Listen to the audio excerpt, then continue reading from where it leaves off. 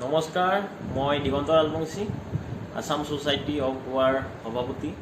নমস্কাৰ, মই Assam society of গোৱাৰ ট্ৰেজাৰাৰ প্লাছ। নমস্কাৰ, মই ৰফিকুল হক, আসাম সোসাইটি অফ গোৱাৰ এজন নৰ্মেল সদস্য আৰু লগতে ছ'চিয়েল মিডিয়া এডমিন। প্ৰবাসী অসমীয়াৰ লগতে মই অসমবাসী ৰাইজলৈ বিনম্ৰ অনুৰোধ কৰিছোঁ, কৰোনা মহামাৰী সংক্ৰমণৰ সময় কোনেও বিনা কাৰণত বাহিৰলৈ নোলাব। আপোনালোকে ভালদৰে গম পায়, ভাৰতবৰ্ষৰ প্ৰত্যেকখন ৰাজ্য বৰ্তমান কৰোনা স্থিতি হৈ পৰিছে।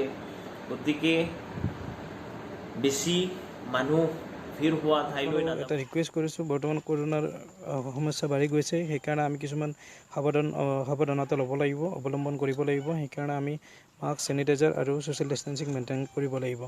বৰ্তমান যদি আজি আপোনাৰ আৱশ্যক আছে, তেতিয়া আপুনি ঘৰৰ পৰা বাহিৰ ওলাওক, নহ'লে আপুনি ঘৰৰ ভিতৰতে থাকক আৰু ছ'চিয়েল ডিষ্টেঞ্চিং মেইনটেইন কৰক, চেনিটাইজাৰ ইউজ কৰক, মাস্ক পৰিধান কৰক। Thank you. এই ভিডিঅ'টোৰ জৰিয়তে মই আপোনালোকক অনুৰোধ কৰিম যে আপোনালোকে বিশেষ জৰুৰত নহ'লে বাহিৰলৈ নোলাব, মাস্ক পৰিধান কৰিব। মই বৰ্তমান ভিডিঅ'টো কৰি আছোঁ কাৰণে মাস্ক পিন্ধা নাই, মাস্ক আছে, কিন্তু মাস্ক পৰিধান কৰিব, ছ'চিয়েল ডিষ্টেঞ্চ যিটো বজাই ৰাখিব। সময়ে সময়ে দি থকা WHO হওক বা ষ্টেট গভৰ্ণমেণ্টেই হওক বা চেণ্ট্ৰেল গভৰ্ণমেণ্টে দিয়া SOP বিলাক মানি চলিবৰ কাৰণে চেষ্টা কৰিব।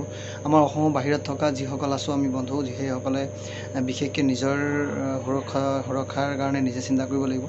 গতিকে আমি নিজে আগত সুৰক্ষিত হৈ আনক সহায় কৰিবৰ কাৰণে চেষ্টা কৰিব লাগিব।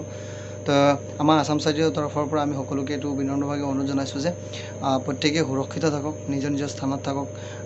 কোনো মানে ধৰি লওক বিশেষ কিবা জৰুৰত নহ'লে বাহিৰত ওলাই যোৱাৰ চেষ্টা নকৰিব আৰু প্ৰত্যেকেই নিজকে নিজে সুৰক্ষিত ৰাখক, ঘৰৰ ভিতৰতে থাকক। ধন্যবাদ। জয় আই অসম।